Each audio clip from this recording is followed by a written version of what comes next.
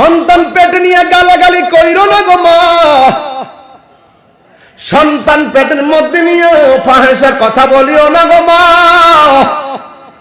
সন্তান পেটের মধ্যে নিয়ে যদি আপনি কোরআন তেলাওয়াত করতে পারেন, সন্তান পেটের মধ্যে নিয়ে যদি আপনি জিকির করতে পারেন, দরুদ শরীফ পড়তে পারেন, এই তাসির সন্তানের উপরে পড়বে। এই সন্তান যখন মার পেট থেকে বের হবে, হযরতে শাহ আব্দুল আজিজ শাহ সাহেব হুজুরের মতন আল্লাহর ওলি হয়ে যাবে।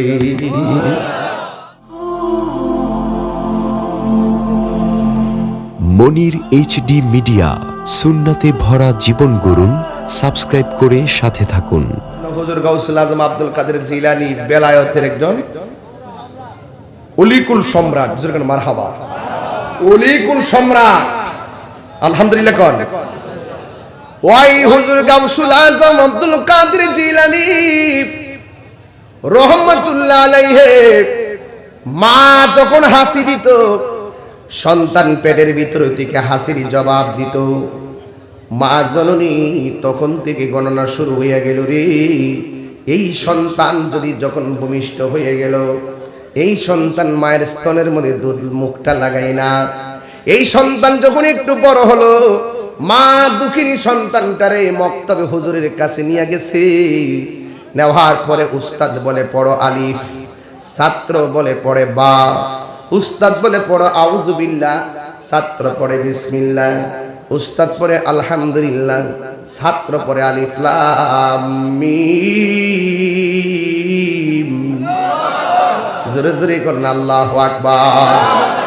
উস্তাদ ডাক দিয়া বলে, এই সন্তান শোনো, তোমার আমি সবক দিতেছি, তোমার একটা পড়লে আর একটা পড়ো।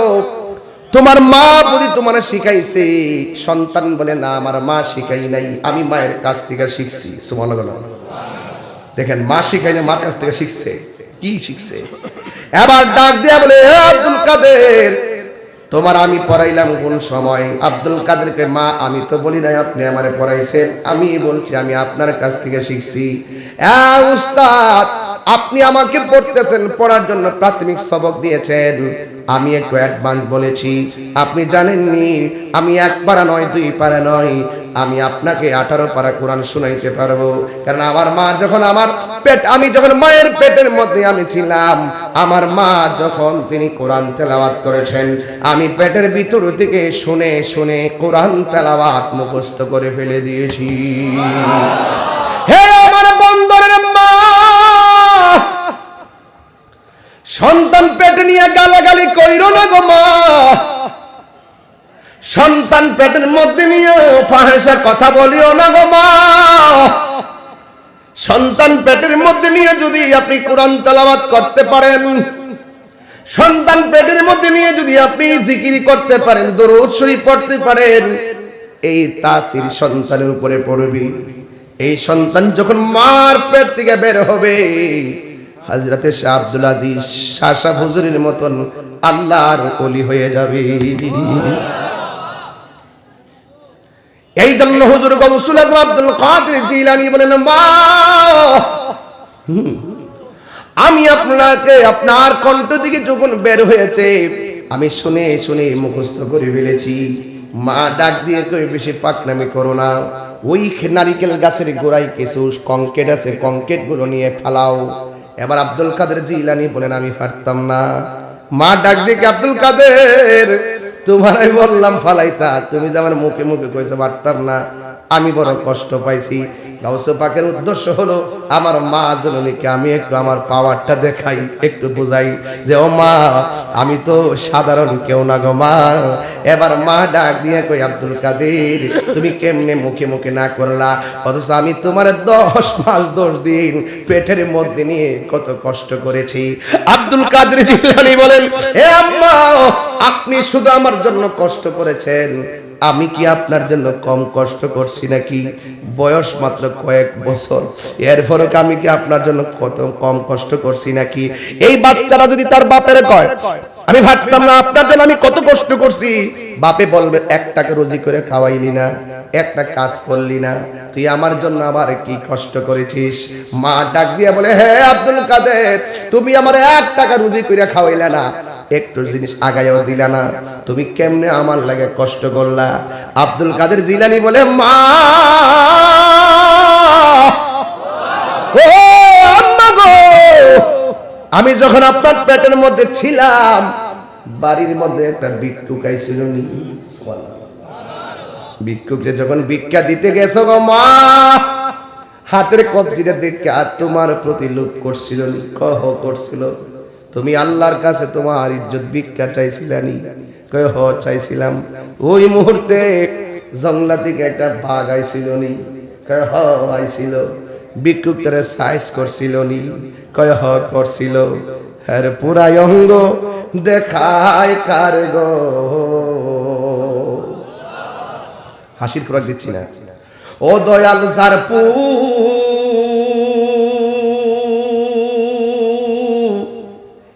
পুরা দেখে না, আমি কার দেখায় কার বোঝাই মনে এরি বেদনা, আমি কার জানাই কার বোঝাই মনে এরি বেদনা, মন দিলাম প্রাণ দিলাম গো, ও দয়াল দিলাম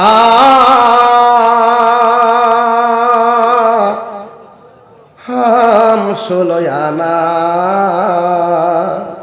আমি সব দিয়া তোর মন পাইলাম না, আর কি আছে জানা, পুরাই অঙ্গ দেখাই কার গো, ও দয়াল যার পুরা দেখে না, আমি কারে জানাই কারে বোঝাই মনে এরি বেদনা, একটা জবানও বন্ধ রাখবেন না, মহব্বতে মায়ার সুরে বলুন সুবহানাল্লাহ। আব্দুল কাদের জিলানী রহমাতুল্লাহ আলাইহি কি সাধারণ নাকি মাদারাজাত ওলি? রাস্তা দিয়া গেল, সুরাই ধরল সুবহানাল্লাহ। ঢাকাতে কই এত কিছু চেক করলাম, কিছু তো পাইলাম না, তোর রাত্রটাই বিফল গেল। আমার কাছে আছে তো সুবহানাল্লাহ, কাপড়টা খুললা কই এই যে এখানে সেলাই করে কিছু টিয়া পয়সা আছে। ঢাকায় তো কই এত চেক করলাম পাইলাম না, কনা এটা আমার আম্মা এখানে দিয়া দিছে, আম্মা কইছে পুত্রে কোনোদিন মিথ্যা কথা কইও না, নেন এখান থেকে খুললা নিয়ে যান। ডাকাতি কয় জীবনে কত ডাকাতি করলাম, এটা কেমন আশ্চর্য যুবক, ডাকাতি চেক করে ভাইলাম না, আমরা ক আছে তো। ডাকাতে ডাক দিয়া কই সব বাদ দিয়া দিলাম, তাড়াতাড়ি কদমে জায়গা দেন। সুর ঠিক হইছিনি, ডাকাত ঠিক হইছিনি। ওই হঠাৎ করে একদিন ওই যে এক সুরাই গেছে, গাউসুল আজম এইভাবে নামাজ পড়তেছে। আচ্ছা আল্লাহ ওলিরা সামনে দেখলে পিছিয়ে দেখার ক্ষমতা আসেনিও, কথা কোন আসেনি? ইত্তাকু ফিরাসাতাল মুমিন ফাইন্নাহু ইয়ানজুরু বিনুরিল্লাহ। আল্লাহকে ভালোবাসলে, আল্লাহর সঙ্গে সম্পর্ক করলে এই হাতটা সাধারণ হাত থাকে না, এই পাটা সাধারণ পা থাকে না, এই চোখটা সাধারণ চোখ থাকে না। বলা হয়েছে যদি কেউ আল্লাহর হয়ে যায়, মাল্লাহুল মাওলা ফালাহুল কুল, কেউ যদি আল্লাহর হয়ে যায় সারা পৃথিবী তার হয়ে যায়, সারা পৃথিবী তার হয়ে যায়। ওই আল্লাহকে, আল্লাহর সঙ্গে প্রেম করলে তার চোখের মধ্যে আল্লাহ একটা নূর দেয়, নূর। এই নূরের আলোতে সে বসে থাকে বন্দর দেখে মুন্সিগঞ্জ। জোরে বলো সুবহানাল্লাহ। আমি কার? আমার নামাজ কার জন্য? রোজা কার জন্য? কুরবানি কার জন্য? তো সব আল্লাহর জন্য। তা আমি আমার না। লা তামশি ফিল আরদি মারাহা, জমিনে অহংকার করে চলা যাবে না। হুজুর গাউসুল আজম আব্দুল কাদের জিলানী নামাজ পড়তেছে, আর এই দিক দিয়া এক বেড়া আইছে কো যে মাইয়া ডিলবে যে একটা বিপদে পড়ছি। ওই একটু আগে যোগাযোগ করছিলাম না যে শাসাবাড়ি দরবারে বহুত চুর হইতে পারে, আইলে আইছে হ্যাঁ দেখবা তাবারও খায় আবার ভালো হইতে পারে। এটা ওলিদের খেলা, কিন্তু এইভাবে কিন্তু ওলিরা নিয়ন্ত্রণ করতেছে। ওলিদেরকে দ্বারা সারা পৃথিবী আল্লাহ নিয়ন্ত্রণ করতেছে ওলিদেরকে দিয়ে। এটা টাওয়ার, রবি টাওয়ার, যেমন গ্রামীণ টাওয়ার আছে না, এক একটা ফুলের এক একটা গ্রাম। রবি টাওয়ার থেকে রবি সিম নে, রবি নেটওয়ার্ক নে, ওই গ্রামীণ টাওয়ার থেকে গ্রামীণের দেখ, কিন্তু কথা কিন্তু সব সিম দেই কইতারে, কথা কিন্তু সব সিম দেই চলে, লেনদেন হইতেছে দূরে দূর দূরান্ত। ঠিক এমনই ফুল, এক একটা ফুল এক একটা নাম, নাম যদিও ভিন্ন, গ্রাম কিন্তু ভিন্ন, কিন্তু ঠিকানা একটাই। কথা কোন ঠিক কিনা? সব নাম ফুল, গন্ধ ভিন্ন, গন্ধ এক একটা ফুলের এক একটা গ্রাম। এই জন্য শাসাবাড়ি ওলির রেজবি হুজুর কাবলার হিসাব, এরপরে আবাদ শাহ মাদানী হুজুরের হিসাব, এক একজন ওলিরা এক এক ভাবে কাজ করে গেছেন। শরীয়ত, তরিকত, হাকিকত, মারফত, কাদরিয়া, চিশতিয়া, নকশবন্দিয়া, মুজাদ্দিদিয়া, এই যে তরিকাগুলো চারটা হইছে, যদিও চার তরিকা চার ভাবে কান্দে, কিন্তু ঠিকানা একটাই, এটা সোনার মদিনা। কথা বলেন ঠিক না বেঠে? আর জোরে ঠিক কিনা বলেন? হুজুর গাউসুল আজম আব্দুল কাদের জিলানী ঘরের মধ্যে দাঁড়াইয়া নামাজ পড়তেছে, আর একটা লোক আসে আইসা মনে মনে কয়, মেয়েগিরি নিয়ে বড় বিপদে পড়ে গেছি। আল্লাহর ওলির দরবারে খরম গুলা যদি চুরি করতে পারি, এটার নিচে দুরা দুরা পরিমাণ স্বর্ণ আছে। আব্দুল কাদের জিলানী কয়, যেই স্বর্ণ তোমরা গলার মধ্যে লাগাইয়া দক্ষিণের বাতাস খাও, আমি আব্দুল কাদের সেই স্বর্ণকে তুচ্ছ মনে করে আমার পায়ের নিচে ব্যবহার করি। কথা বলেন ঠিক কিনা? এবার ওই চোর ব্যক্তি যেই মাত্র আসছে গো, ওই খরম গুলা চুরি করে নিয়ে যাবে।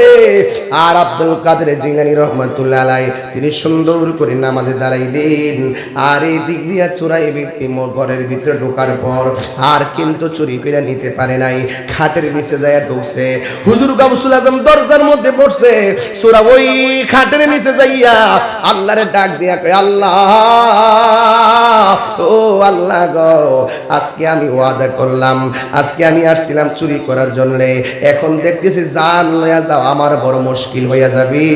আল্লাহ, আজকে যদি এখান থেকে আমি বের হতে পারি গো, জিন্দেগিতে আর আমি চুরি করব না। চিৎকার মেরে কি আল্লাহু আকবার বলা যাবে না? হায় রে, ও আমার বন্দরের বন্ধু, ও হযরত শাহ আব্দুল আজিজ শাহ সাহেব হুজুর রহমাতুল্লাহ আলাইহি দরবারের পাগল, ওই আল্লাহর ওলি দরজার মধ্যে বসে গেছে, আর সুরাই ব্যক্তির দরজায় ঢুকছিল ভিতরে, আর বাইরে হতে পারে নাই। ওই মুহূর্তে শাম দেশ থেকে একটা কাফেলা আসছে। কাফেলা রাতের বেলা দৌড়ে আসছে, আয়েশা ডাক দিয়া গিয়া, আব্দুল কাদের, ও হুজুর, আপনি আমাদের যে ইমাম বানিয়ে দিয়েছেন ইমাম, ওই ইমাম তো দুনিয়া থেকে বিদায় হয়ে গেছে। ফজরের নামাজের আগে আমাদেরকে ওই একটা ইমাম বানিয়ে দেন, আমাদেরকে কুতুব বানিয়ে দেন। এবার ডাক দিয়া বলে, হুজুর, আমাকে এই মুহূর্তে বানিয়ে দেন। আব্দুল কাদের জিলানী রহমাতুল্লাহ আলাইহি বলেন, এখন তো রাত্র বেশি, ইমামতি করতে গেলে যোগ্যতার দরকার আছে না নাই? এবার কয় সকালবেলা হয়ে যাক, সকালবেলা হয়ে গেলে যোগ্য কোন ব্যক্তি আসলে তোমাদের জন্য বানায়া দিব। এবার সামদেশের মানুষগুলা বলতেছি, আব্দুল কাদের, সকালবেলা হলে নিজেদের মধ্যে একটা বেজাল লেগে যাবে, নির্বাচন নিয়া নিজেদের মধ্যে একটা সিলেক্ট নিয়ে বেজাল লেগে যাবে গো। এখন রাতের অন্ধকারে বানিয়ে দেন, যেন ফজরের ইমামতিটা আমরা ওই ইমামরে দিয়ে পড়াইতে পারি। মেঘের বাণী করে আপনি কুতুবটা বানায়া দেন। আব্দুল কাদের জিলানী রহমাতুল্লাহ আলাইহি বলেন, এখন তো ভালো কোনো মানুষও আসে নাই, যোগ্য কোনো মানুষও আসে নাই, তাইলে ইনশাআল্লাহ সকালে বানাই দিব। এরপরও তারা কোনোভাবে মানতেছে না। হুজুর আব্দুল কাদের জিলানী ডাক দিয়া বলো, শুনে যাও, তোমরা যখন মানতেছো না, ঠিক আছে, একটা কাজ করো, আমার খাটের নিচে একজন আল্লাহর বান্দা আছে, এই বান্দাটারে তোমাদের জন্য কুতুব বানাইয়া দিলাম। আল্লাহু আকবার বলেন। সুরাই ব্যক্তি খাটের নিচে ঠেকিয়া কয়, আহা, অতলা তওবা করলাম, এইবার মনে হচ্ছে কুতুব মানে ফাঁসি। কুতুব মানে কি? আসি। আবার যারা আইছে লোক নিবার লাগে হেরা কোমা, এটা এমন কেমন কুতুব, খাটের নিচে গিয়ে লেগে যায় সুন্দর করে টানতাছে, বাইর করতে পারে না। সুবহানাল্লাহ কইতেন না? এবার সুন্দর করে বাইর করছে, বাইর করার পরে কয়, এইটা কুতুব, যাও লইয়া যাও। আর সুরাই ব্যক্তি কয়, হে আব্দুল কাদের জিলানী, যাক আমি জানি আমার জীবন শেষ, মরার আগে যদি কুতুব অর্থকিতে এটা কইতেন জানি না একটু মরতাম। জোরে কোন আল্লাহু আকবার। Mujaddid al-Fasani was born 149 before the birth of Christ, Shirhindi of Punjab. তিনি বলতেছেন 70,000 ভালো মাওলানাদের একজন লিডারকে বলা হয় ওলি, আর 70,000 ওলিদের লিডারকে বলা হয় একজন কুতুব। আরো বড় করে কইতে সুবহানাল্লাহ কোন উমা মোমো ওই ব্যক্তি হন কুতুব বেড়ায় কই উমা আপনি আমার এত বড় দায়িত্ব দিচ্ছেন, আমি যে ইমামতি করতাম, আমি জীবনে কোরআন শরীফ পড়ছি না। গাউসুল আজম ডাক দিয়ে কই এদিকে আসেন, এদিকে আসছেন। আসার পরে এই শাহাদাত আঙ্গুলটা এই সুর ব্যক্তির কালবের উপরে রাখছে, কই চোখটা বন্ধ করো। চোখটা বন্ধ করলেন। বন্ধ করার পরে তুমি কি দেখতেছো? এবার কুতুব ডাক দিয়ে গিয়ে আব্দুল কাদের, আপনি যে আমার সিনার উপরে আঙ্গুলটা রাখছেন, আমি দেখতেছি গোটা লৌহে মাহফুজের কোরআন লাইন ধরে আমার সিনার মধ্যে এসে গেছে। আপনি যেখান থেকে বলবেন আমি সেখান থেকে তেলাওয়াত করে শোনাই দিতে পারবো। আরো বড় করে বলেন আল্লাহু আকবার। আল্লাহর ওলি দরবারে গিয়ে সাধারণ বুঝবেন না, হঠাৎ করে কাম হয়ে যাব, আপনি টেরও পাইবেন না। এবার ওই চোর ব্যক্তির পাওয়ার কি বাড়ছে না কমছে? এতক্ষণ ছিল জুতার সুর, এখন সুর কোন যাইব? এখন বেটা কুতুব, শুধু কুতুব না, এখন আবার হাফেজ। তাইলে এবার কুতুবের পাওয়ার জন বাইরে গেছে গা। কইও কেউ যদি একটু সুযোগ পা, আঙ্গুল দেখলে আত খাইতেছে, আঙ্গুল খাইলে আত খাইতেছে। ইন দি মিন টাইমে দেখবেন কাউরে বসবার জায়গা দিলে হুতবার জায়গা সা। কথা কোন ঠিক না বেটি? আমরা সমাজে কথা কই না এরকম ভাবে। ঠিক এইভাবে হুজুর আব্দুল কাদের জিলানী রাহমাতুল্লাহ আলাইহির কাছে চূড়ায় ডাক দিয়ে, চূড়া না সরি কুতুব ডাক, এখন সুকন যেত না, এখন তো ইতিহাস পাল্টে গেছে গা। ডাক দিয়ে কইয়া আব্দুল কাদের জিলানী, আপনি আমারে জিরো থেকে হিরো বানাই দিয়েছেন, সেকেন্ডে হাফেজ বানাই দিয়েছেন, মেহেরবানি করে আপনি আমার কন্যা, আপনি এই ক্ষমতাটা, যোগ্যতাটা, পাওয়ারটা পাইছেন কই? এই প্রশ্নটা কি কম দামি না দামি? আরো যদি দাম কম দামি না দামি? হুজুর আব্দুল কাদের জিলানী গো ডাক দিয়ে বলেন, ইয়া আল্লাহর বান্দা, আয় আমার কাছে আই, তুমি একটু উযু করে আসো। এবার উযু করে আসলেন। উযু করে আসার পর ডাক দিয়া বলে, নামাজের সূরতে বসো। নামাজের সূরতে বসলেন। নামাজের সূরতে বসার পর আল্লাহর ওলি হুজুর গাউসুল আজম আব্দুল কাদের জিলানীর হাত মুবারক ওই আল্লাহর বান্দার মাথার উপরে রাখলেন। মাথার উপরে রাখার পরে বলতেছেন, ও আব্দুল কাদের জিলানী, আপনি এত বড় ক্ষমতা কোথায় থেকে পেলেন? কয় আমি মদিনা ওয়ালার থেকে পেয়েছি। হায়াতুন নবী, নূরুন নবী, জিন্দা নবীর নূরানি কদম মোবারক থেকে পেয়েছি। ওই কুতুব ডাক দিয়ে বলে, আল্লাহর ওলি গো, আমি তো জীবনে নবীজিকে দেখি নাই, মেহেরবানি করে ওই দায়িত্বটা বুঝে নেওয়ার আগে যদি আমার একটু নবী দেখাইয়া দিতে পারেন। জুরি জুরি কি সুবহানাল্লাহ বলা যাবে না? ওই নবী আমরা দেখতে চাই কি চাই না? সন্ধ্যা হইল, ডাক দিলেন আমুরে দয়াল মুর্শিদ, সন্ধ্যা হইল ডাক দিলেন আমুরে। ওরে সন্ধ্যা হইল, ডাক দিলেন আমুরে দয়াল মুর্শিদ, সন্ধ্যা হইল ডাক দিলেন আমুরে। প্রাণবন্ধুরে আর পরীক্ষার সময় নাই, করো জুড়ে ক্ষমা চাই, শেষের খেয়া না নিলায় আমারে। আল্লাহু আকবার। প্রাণ বন্ধুরে আর পরীক্ষার সময় নাই, করো জুড়ে ক্ষমা চাই, শেষের খেয়া না নিলায় আমারে। আমার দিন কি এমনে যাবে, লোকে তোমায় কি বলিবে? আমার দিন কি এমনি যাবে, লোকে তোমায় কি বলিবে? এই দুঃখ রইল মাঝারের অন্তরে। কান বন্ধুরে সন্ধ্যা হইল, ডাকে দিলে না মোরে। সবাই সন্ধ্যা হইল মুরে প্রাণ বন্ধুরে, সন্ধ্যা হইল ডাকে দিলে না মোরে। একটা জবান বন্ধ রাখবেন না, মহব্বতে মায়ার সুরে বলুন সুবহানাল্লাহ। ডাক দিয়ে বলে গো, এই আব্দুল কাদের, আপনি এত বড় ক্ষমতা যদি নবীর কদম থেকে কদম মুবারক থেকে পেয়েছেন, মেহেরবানি করে দায়িত্ব নেওয়ার আগে যদি আমার একটু নবী দেখায়া দিতে পারেন। এবার আল্লাহর নবী ডাক দিয়ে কই, তুমি নামাজের সুরতে বসো। নামাজের সুরতে বসলেন।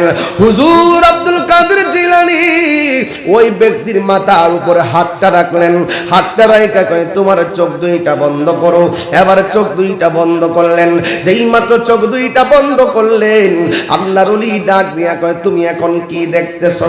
এবার ওই কুতুব ব্যক্তি ডাক দিয়া কয়, এ হুজুর, আপনি যখন আমার মাথার উপরে হাত মুবারকটা রেখেছেন, আমি চোখটা বন্ধ করে দেখতেছি মদিনার রাস্তা দেখা যায়। আর বড় করে বলুন না সুবহানাল্লাহ। এবার ডাক দিয়ে বলেন, এরপরে তোমার ডাক দিয়ে কই, আল্লাহর বান্দা, তুমি আরো ভালো করে তাকাইয়া দেখো। এবার তিনি বলতেন, হুজুর, আমি দেখতেছি মদিনা শরীফ দেখা যায়। কই, আরো ভালো করে তাকাইয়া দেখো। কই, আমি দেখতেছি মদিনা শরীফে আমার নবীর সবুজ গম্বুজ মুবারকটা দেখা যায়। কই, আরো ভালো করে দেখো। কই, আমি দেখতেছি গম্বুজ মুবারকের নিচে দাজ্জালি মুবারকগুলো দেখা যায়। কই, আরো ভালো করে দেখো। কই, আমি তাকাইয়া দেখতেছি ওই রওজা মুবারকের যে জালি মুবারক, এটার ভিতরে রওজা শরীফের ভিতরে আমার নবী হায়াতুন নবী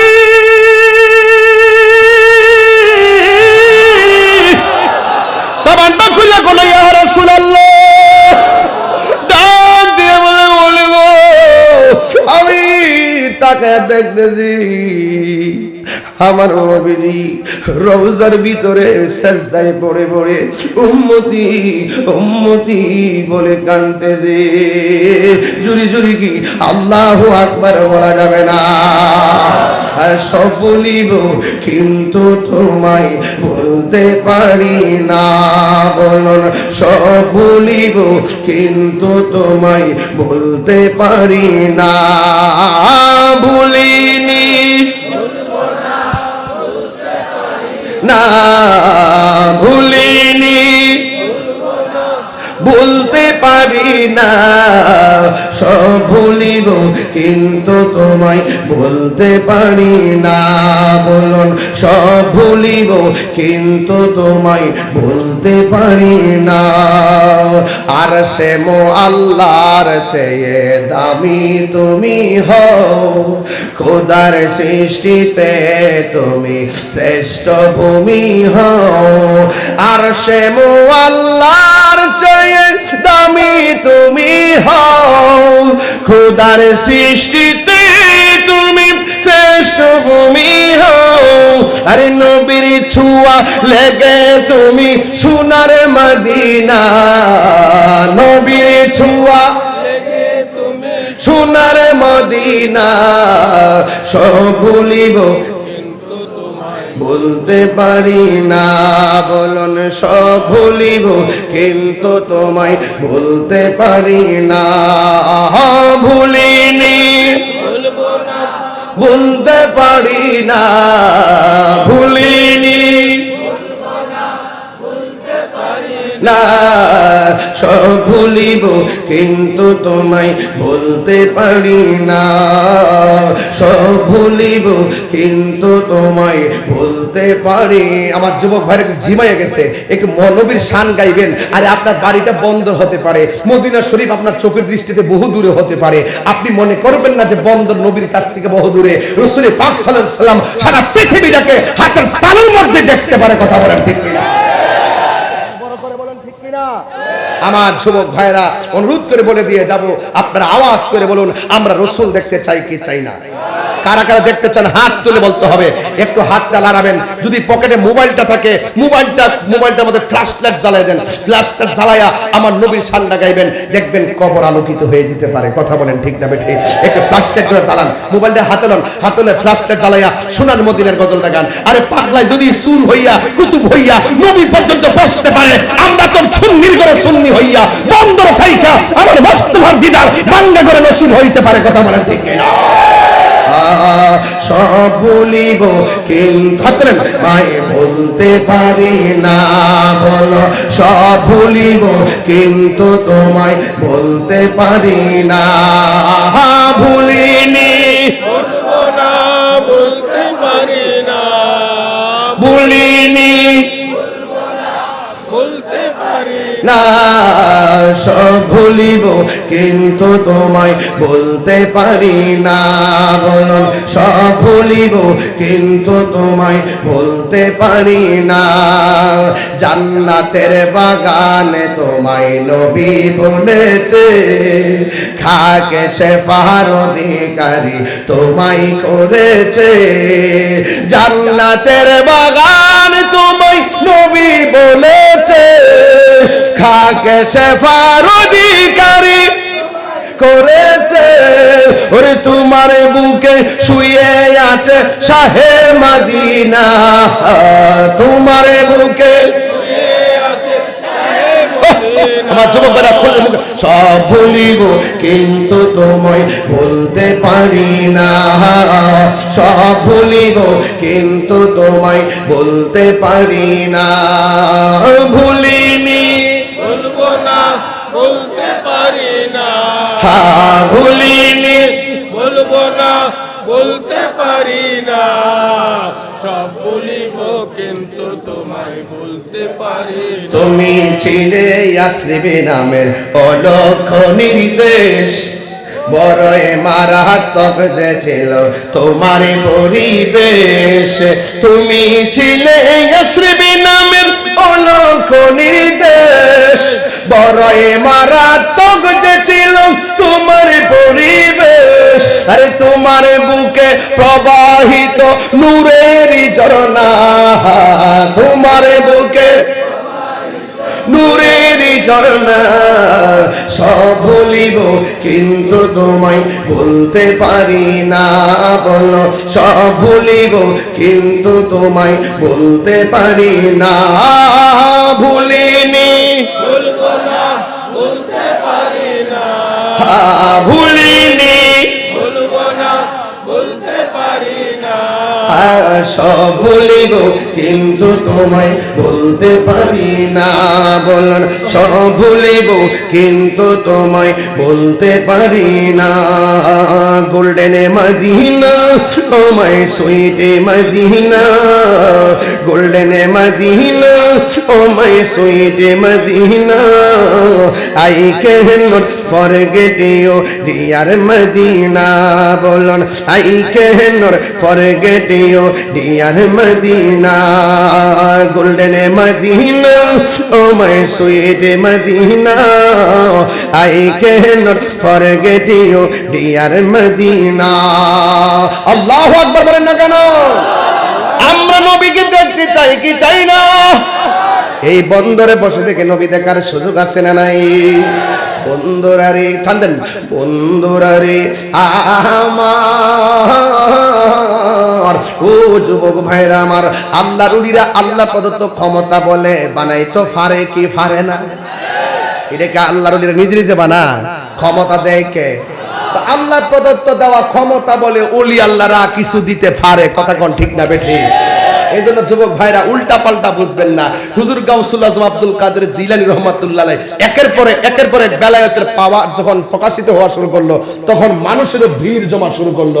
দেখবেন পৃথিবীর মধ্যে যত আল্লাহর ওলি দেখবেন তাদের জীবনে শুধু হিজরত হিজরত হিজরত হিজরত, বাড়ি এক জায়গায়, জায়গা আরেক জায়গায়, নীরব জায়গায় যায়। দেখেন না বাবা শাহজালাল 360 জন ইয়ামেন দেশ থেকে আইসে পড়ছে after রিচিভিং human treatment from Guru Govinda, Burhanuddin appeal two Firoz Shah, the Sultan of Bangladesh for justice, Saudi Sultan sent an expedition to Sylhet under the commander of Sikandar Khan to punish Guru Govinda. আরে গরু গোবিন্দ তুই ডরাইছিস কিসকে?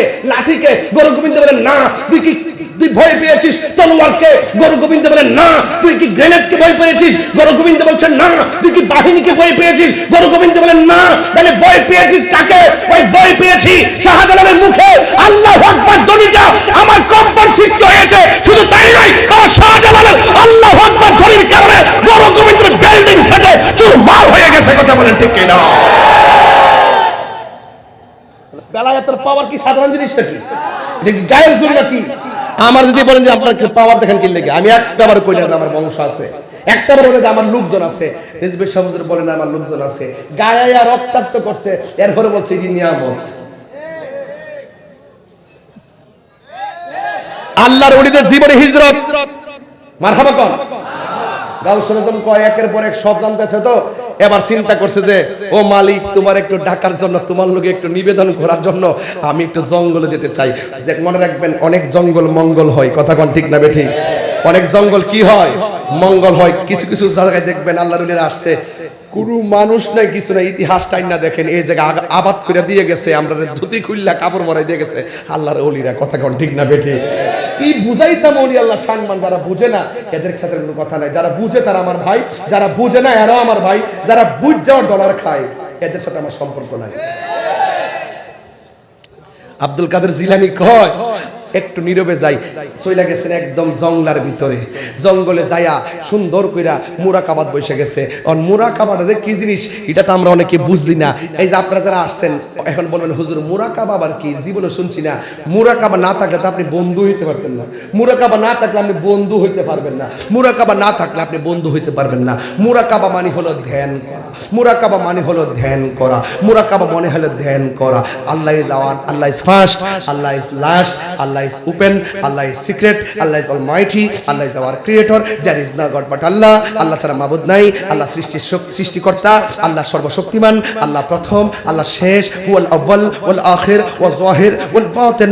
এই যে কোথায় ছিলাম, কোথায় আসছি, কোথায় যাব, আল্লাহকে ওয়া ইয়াতাফাক্কারুনা ফি খালকিস সামাওয়া, এই সমস্ত ইত্যাদি বিষয় নিয়ে আমরা যখন রাত্রের গভীরে এক জায়গায় বসবো, বসে নত জানো হয়ে বসে চোখটা বন্ধ করব, চোখটা বন্ধ করে বলবো আল্লাহ ছিলাম কোথায়, মনে মনে ঢুকতেছে ছিলাম তো কুদরতের উপরে, এরপরে কোথায় কই রহমতের উপরে, এরপরে কোথায় কই শুনছি দলিলে পাইছি এক ফোঁটা পানি, এরপরে কি হইলো এক ফোঁটা রক্ত, এরপরে কি হইলো একটা গোস্তের টুকরা, এরপরে কি হইলো ভিতরে রড ঢুকাইছে, কি ঢুকাইছে হাড্ডি ঢুকাইছে, এরপরে রুহু দিছে, রুহু দেওয়ার পরে পরিপূর্ণ বানাইয়া দুনিয়াতে ফাটাইছে কি লেগে তারি ডাকবার লাগে, যে বানায় ফাটাইছে তারি ডাকবার লাগে। তিনি কে? চোখটা বন্ধ করলেন, বন্ধ করে সুন্দর করে বসে গেলেন। আরে আমি এত বড় হইলাম, এই জীবনটা একদিন শেষ করবে কে? কয় আল্লাহ শেষ করবে। তাহলে এরকম চোখটা বন্ধ করে মনে মনে ভাবলেন কোথায় ছিলাম, কোথায় আসছি, কোথায় যাব, আমার পাঠাইছে কে, তারে তো দেখলাম না, তারে তো চিনলাম না, তাকে তো ধরলাম না। এই যে একটা চিন্তা ফিকির টিকির করার পরে আপনি নতজানু হয়ে বসে গেলেন আর মনে মনে ভাবতেছেন, মুরাকাবার মধ্যে ভাবতেছেন আহারে এই পৃথিবীর ভাই বন্ধু আপন জন কোনো কিছু অভাব নাই, এই মুহূর্তে আজরাইল চলে আসছে, ব্যাংকের মালিকানা শেষ, আজরাইল চলে আসছে, সম্পদের মালিকানা শেষ, আজরাইল চলে আসলে ভাই বন্ধুদের মালিকানা শেষ, ভাই বন্ধুদের সম্পর্ক শেষ, বাস আমাকে আজরাইল রুহুটা নিয়ে গেল, আমার জন্য গরম পানি হইল, খাট একটা আইলো, মাঠের মধ্যে আমার কান্দে করে নিয়ে গেল, নেওয়ার পর আবার কান্দে করে একটা ঘরে ঢুকাই দিল, ঢুকাই দিয়ে বাস টাস দিয়া মোটামুটি আমারে বোঝাই দিয়ে এলো। এই যে আমাকে নিয়ে কবরে নামাই দিয়ে এলো, আমার কবরে দিয়ে আমার বন্ধু বান্ধব কেউ নাই, তাহলে আমার কবরে যাবে কে? রাসূলুল্লাহ যাবে। জোরে কোন সুবহানাল্লাহ। রাসূলুল্লাহ কে? এই নবীকে বুঝার জন্য, চেনার জন্য, মানার জন্য আল্লাহর ওলির দরকার আছে। বুঝেননি কথা? ওয়াজ বুঝতেছেন? আল্লাহর ওলির দরকার আছে। এই জন্য যুবক ভাইরা, হুজুর কেবলা, হুজুর গাউসুল আজম আব্দুল কাদের জিলানী তিনি চলে গেলেন সোজা জঙ্গলের ভিতরে। কিসের ভিতরে? অবন্দরে একটা জবান বন্ধ রাখবেন না, মহব্বতে মায়ার সুরে বলুন সুবহানাল্লাহ। হুজুর গাউসুল আজম জঙ্গলের ভিতরে চলে গেছি, জঙ্গলে যাইয়া একদিন নয়, দুই দিন নয়, মুরাকাবা তিনি 3 দিন পর্যন্ত মুরাকাবা করলেন, কিন্তু কোনো কিছুই তিনি পান করে নাই, কোনো কিছুই তিনি খাওয়া দাওয়া করে নাই। চিৎকার মেরে বলুন না আল্লাহু আকবার। যুবক, ওই আল্লাহর ওলি মুরাকাবার ভিতরে যাওয়ার পর 3 দিন পর্যন্ত কিছু খাই নাই, শেষ পর্যন্ত আমার আল্লাহরে ডাক দিয়ে বলেন, ও আমার আল্লাহ, আমি 3 দিন পর্যন্ত মুরাকাবা করলাম, আমার ক্ষুধা লেগে গেছে, গলাটা তোমার জিকির করতে করতে শুকাইয়া গেছি, মেহেরবানি করে আমার একটু পানির ব্যবস্থা করে দাও। আমার ডানে কোনো পানি নাই, বামে কোনো পানি নাই। আল্লাহর ওলিরা যখন আল্লাহরে বলে, আল্লাহ দেয়। এই কথা বলা বলার পরে আব্দুল কাদের জিলানী বলেন, আমি যখন আল্লাহর কাছে পানি চাইলাম, আমি হঠাৎ করে দেখলাম এই জঙ্গলের ভিতরে আমার আল্লাহ আসমান থেকে বৃষ্টি নাজিল করে দিয়েছে। যেই মাত্র বৃষ্টি নেমে গেছে, আমি তখন বৃষ্টির পানি পান করলাম। হঠাৎ করে দেখলাম একটা মেঘমালা দেখা যায়, মেঘমালার ভিতরে একটা আলো আসছে। আলো আইসা ডাক দিয়ে, আব্দুল কাদের, তুমি 3 দিন পর্যন্ত এখানে মোরাকাবা করলা, আমি তোমারে বইলা দিয়া যায়, তোমার জন্য আজকে নামাজ লাগবে না, তোমার জন্য যত হারাম আছে সব আমি হালাল করে দিলাম, তোমার নামাজও লাগবে না, হারামকে হালাল করে দিলাম। বন্ধু, আব্দুল কাদের জিলানী মাদ্রাজাতুলি, তাকে ধোঁকা দেওয়া সম্ভব? তাকে ধোঁকা দেওয়া সম্ভব না। এবার তিনি আউযু বিল্লাহি মিনাশ শাইতানির রাজিম এই কথা যেই মাত্র পড়ছে রে বাবা, সাথে সাথে আলোটা উধাও হয়ে গেছে। একটু পরে আবার আলোটা আসমান থেকে ডাক দিয়া গো, আব্দুল কাদের, এমন ভাবে আমি বহুত মুমিনকে বেঈমান বানায় ফেলাইছি। আমার দেশে দেখবেন বহুত মানুষ আছে টাকা খাইয়া ঈমান বিক্রি করে ফেলায়, আছে না নাই? ডলার খাইয়া কালার পাল্টায়া ফেলায়। হুজুর আব্দুল কাদের জিলানীকে ওই আলোটা আইসা ডাক দিয়া কয়, হে আব্দুল কাদের, আজ আমি তোমার মতন এমন ভাবে অনেক লোকরে কিন্তু বিভ্রান্ত করছি, আজকে তোমার আমি বিভ্রান্ত করতে পারি নাই, একটা মাত্র কারণে পারি নাই, কারণ তোমাকে তোমার এলেম বাঁচাইছে, তোমাকে তোমার এলেম বাঁচাইছে। আব্দুল কাদের জিলানী কয়, এটাও শয়তানের আবার দ্বিতীয় একটা ফাঁদ, এই ফাঁদে পড়া যাবে না। এবার আব্দুল কাদের জিলানী ডাক দিয়ে বলেন, এ শয়তান, তুই আমারে হারাম হালাল করার কেডা? আল্লাহু আকবার। তুই আমারে নামাজ মাফ করার কেডা? আবার তুই কই যাস আমারে এলেম বাঁচাইছে, আবার শয়তানি। না না না, আমারে এলেম বাঁচাই নাই, আমাকে বাঁচাইছে একজন। জবান খুলে বলেন তিনি কে? মা ডান কাত থেকে বাম কাতে গেছে গা, এখন ডাক দিলে মা বাম কাত থেকে ডান কাতে আইলো, আমার কষ্ট হইব, এর লাগে ডাক না দিয়া জানালা গোড়ার দিয়েছে, 2টা পারতো, একবার এটা লাগা আবার খোলে, আবার এটা লাগা এটা খোলে, আবার 2টা লাগা আবার খোলে, এইভাবে করতে করতে করতে করতে পোলাই সারা রাত কাটাই দিছে। মা তাহাজ্জুদের টাইম উঠতে কো, কিরে ফু তিহানো কি লাগা? কাম্মা আপনি না বলছিলেন জানালা লাগাইতাম, কোনটা লাগাইতাম, কোনটা বন্ধ করতাম, কোন নাই তো, এর লাগে আমি যদি দুটাই বন্ধ করলে আপনার কষ্ট, এই জন্য আমি একবার এটা লাগাইছি, আরেকবার এটা লাগাইছি, এটা লাগাইছি, ওইটা লাগাইছি, এইভাবে আপনারা একটু সেবা করার চেষ্টা করছি।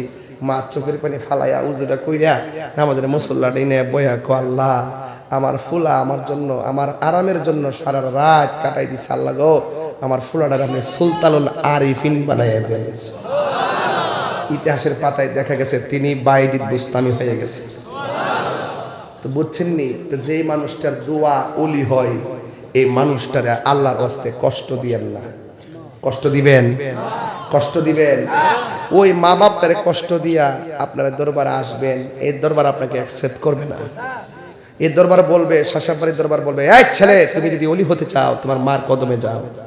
কারণ মা বাপের দোয়ার মাঝখানে কোনো পর্দা থাকে না, এটা ডাইরেক্ট কবুল হয়ে যায়। সুবহানাল্লাহ করে গা ভাই। এই যুবক, আপনারা আমাকে মহব্বত করেন তো? ফেসবুকে হয়তো আমাকে দেখেন, হয়তো ফ্রেন্ড হতে পারেন, অথবা আপনাকে দেখার একটা বক্ত হতে পারেন, অথবা লেখার বক্ত হতে পারেন, ওয়াজের বক্ত হতে পারেন, সুন্নতের খাতিরে বক্ত হতে পারেন।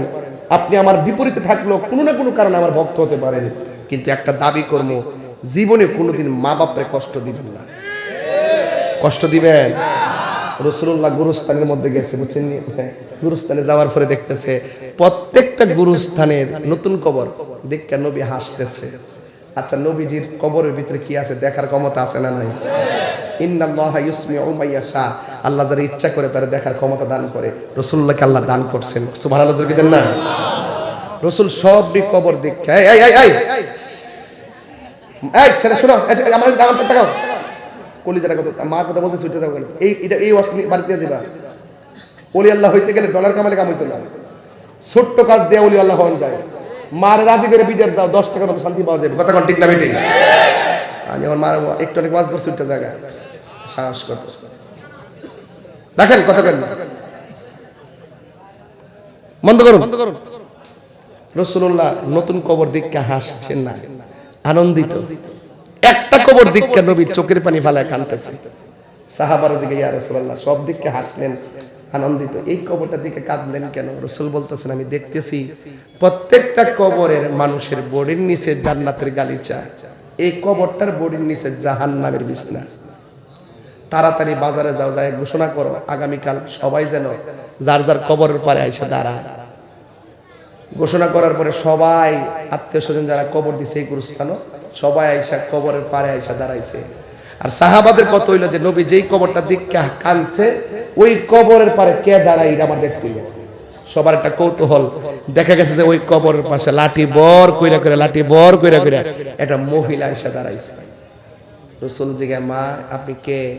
আমি কবরের বাসিন্দার মা। জিজ্ঞাসা কবরে কে ডাক? আমার পোলা। আপনি জানেননি আপনার পোলার অবস্থা কি? আল্লাহ এবং তার রাসূল ভালো জানে। সুবহানাল্লাহ কইতেন না? দেখছেন নি ইমানটা কি? এরপরে ডাক দিয়ে আপনার ছেলে কি অবস্থা আছে জানেন না? এই ছেলেটা তো কবরের ভিতরে আযাবে ভুগতেছে। এই কথা বলার পরে ফের তখন মা ডাক দেখো আলহামদুলিল্লাহ আমার পোলা কবরে আযাবে ভুগতেছে, আলহামদুলিল্লাহ আমার মতন এমন সুখী আর কেউ নাই। আমি পাগল নেই, এই পোলাটারে ফেটে ধরছিলাম, ফেটে ধরে পোলাটারে ভূমিষ্ঠ করাইয়া লালন পালন করছিলাম, কইরা তারে বড় করছি। করার পরে আমি যখন বুড়া হয়ে গেছি গা, আমার পোলা আমার খবর টবর লইছে না, না লইয়া হের মতো হ্যাঁ চলছে। আমি কষ্টের সীমানা অতিক্রম করে শেষ পর্যন্ত আর সহ্য করতে পারছি না। আল্লাহরে বলছিলাম যে আল্লাহ আমার হে কষ্ট দিছে, তুমিও তারে কষ্ট দিও।